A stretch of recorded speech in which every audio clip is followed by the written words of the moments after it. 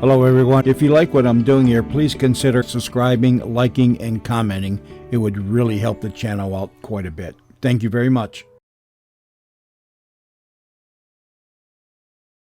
The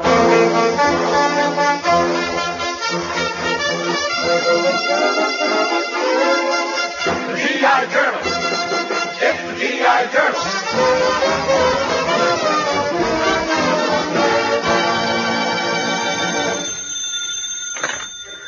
Hello, G.I. Journal. Editor-in-Chief Bing Crosby speaking.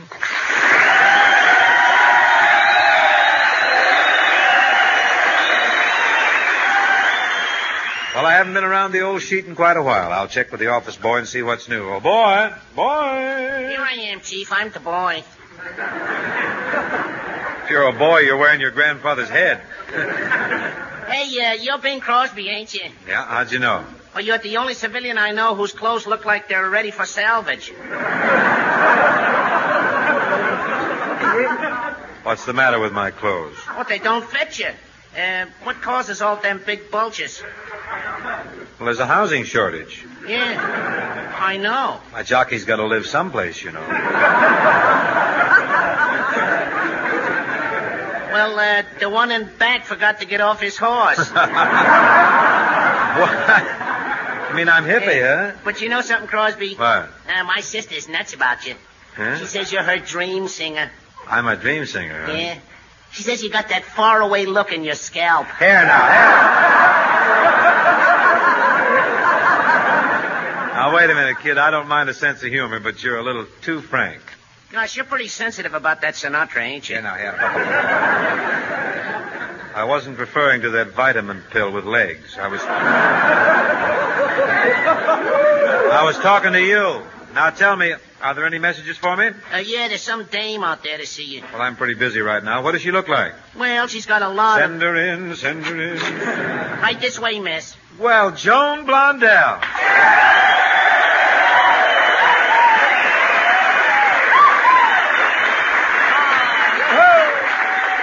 Hello, Bing. How are you? Fine, Joan, but what brings you to this harried corner of the Fourth Estate? Well, I was just answering your ad for secretary on the G.I. Journal. I didn't advertise for a secretary. Well, I got the ad right here. It says, wanted a girl. Well, that wasn't for you. That was for the stork. But I'm mighty happy. I am très glad that you dropped into the office anyway. You certainly do dress up the place. Well, it's nice of you to say so, Bing. It's a relief to see somebody like you. You know, for 5 years, the only round thing I've seen is Hope's haircut. Oh, Bob Hope. That's the fellow in pictures you work for, isn't it? Well, I wouldn't put it quite like that, Joan. Hope and I are colleagues, or, as the French say, we are confrères. Confrères, meaning you take the straight lines, Bing, and I'll take the laughs. Yes. Old Shoeface is a bit of a hamola. We might as well. But then he has the saving grace of being terribly stingy. Not a ready man with a buck, Oh, huh? ready. The last time he took a nickel out of his pocket, the buffalo got the bends. Joan, I want to tell you something. Every day for 3 years, Bob and I and Dorothy Lamore have had lunch together, and do you know that Bob Hope has never once picked up the check? Really? No kidding. If he doesn't pick up one pretty soon, that poor girl's going to go broke. I know.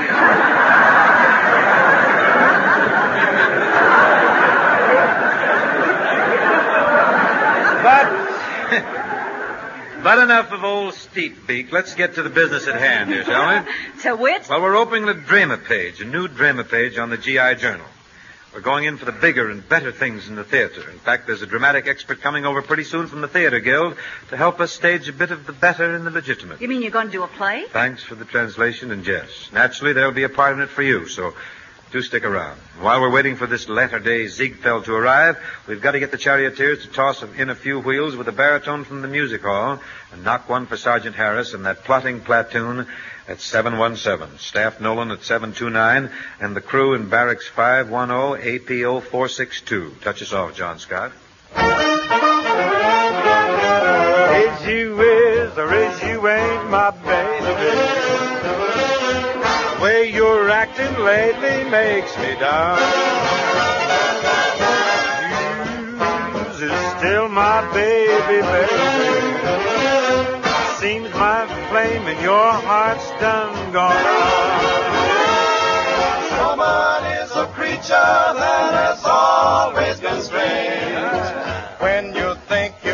of one. She's gone and made a change.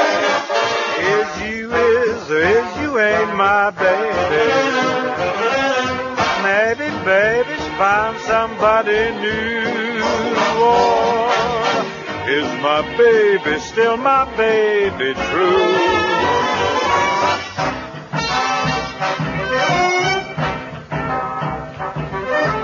Is you ain't my baby? The way you're acting lately makes me down. See here, who's been cutting me? Still my baby, baby. Seems my flame in your heart's done gone out. Oh, blackout. Now a woman is a creature that has always been strange. Just when you're sure of one you find, she's gone and made a change. You took my change. Is you ain't my baby? Maybe baby's found somebody new. Maybe baby's found somebody. Or is my baby still my baby too?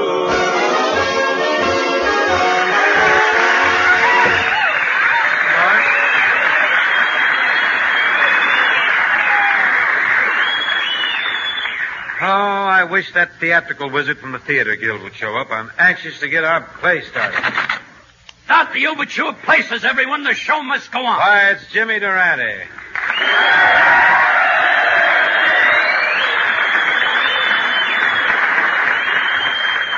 Now, Jimmy, you're not going to tell me that you're the dramatic expert that I've been expecting. I detest the note of incredulity in your voice. Why, I was born in the theater, right in the dressing room. I can still recall the doctor holding me up by my little feet and patting my little posterior. You remember that? Remember it? When I heard all that applause, I took a bow.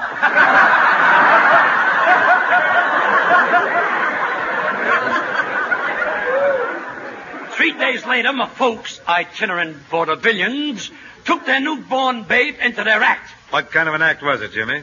It's hard to say, Bing. The first 6 months, there were a lot of changes made.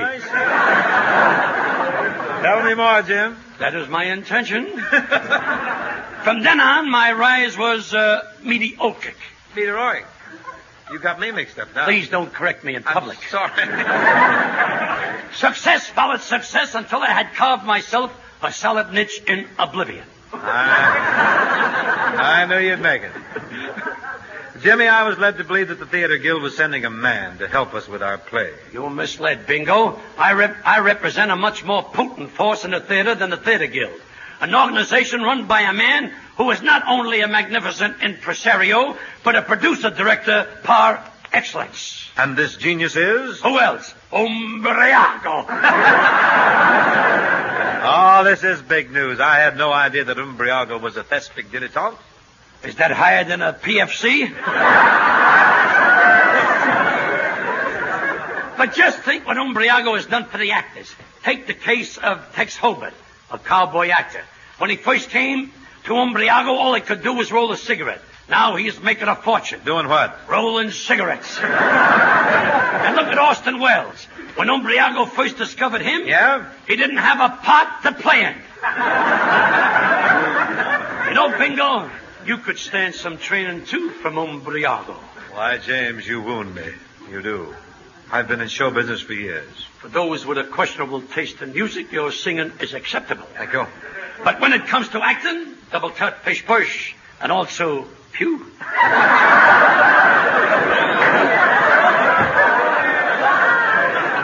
Now, hold on there, Nostril. Did you catch me in... That's not in the script. That would have been erased if I'd have seen it. You're really out of line. Haven't you seen me in Going My Way? Yes, but was that trip necessary? Say, really. Let's face it, Bingo. According to Umbriago's standards, theatrically, you're still in your bobby socks. Not that, Jimmy. I've worked very hard in show business, I have. Yes, but what has it got you? A contract with Paramount? A radio job selling cheese? And a dubious friendship with a character named Bob Hope? A comedian with an odd-shaped nose.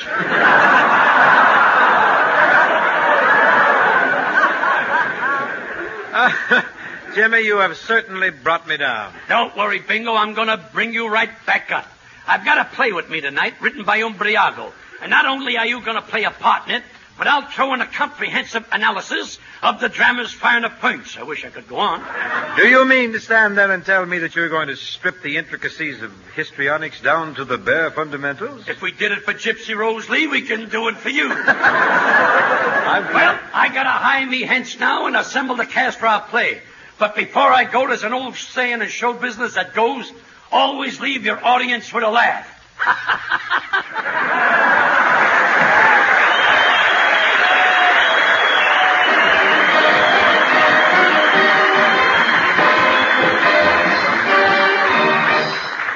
You know, G.I. Journal's original song department has ambushed many a gifted tunesmith in uniform. And every week we headline one of the new songs written by our overseas subscribers and mailed to us here at G.I. Journal, Armed Forces Radio, Los Angeles, USA. And by the way, if you've dreamed up a tune or a set of lyrics, dig it out of your barracks bag and mail it into G.I. Journal, so we can bannerline it for a future edition. This week's musical scoop is a song called Tojo Was Forced to Vacate, words and music by Corporal Bernard Weinstein, in an Airdrome Squadron at APO 241. And here to sing it for you, Bernie, right back at you, is our copy gal in the original Song of the Week department, Pat Friday.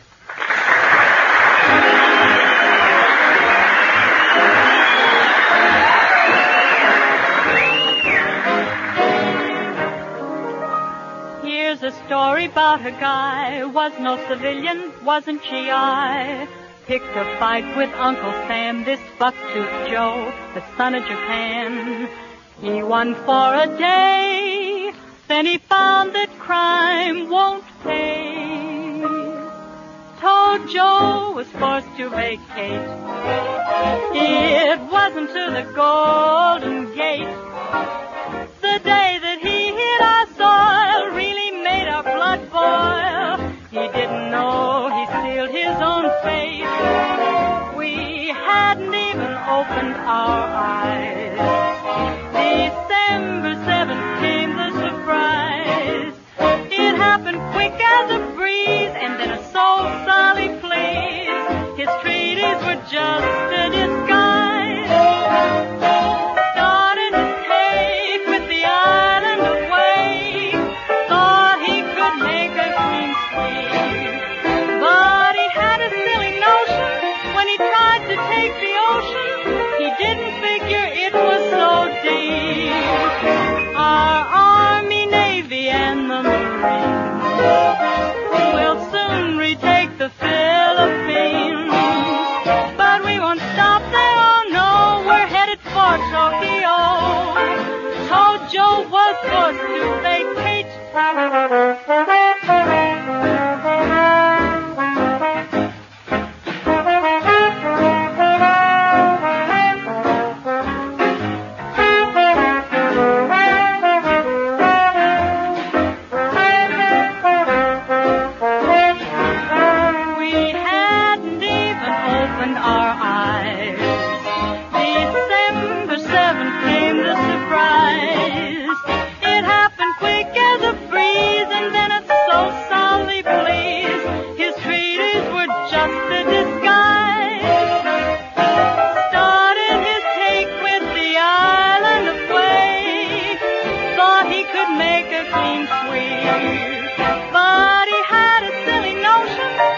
Tried to take the ocean, he didn't figure it was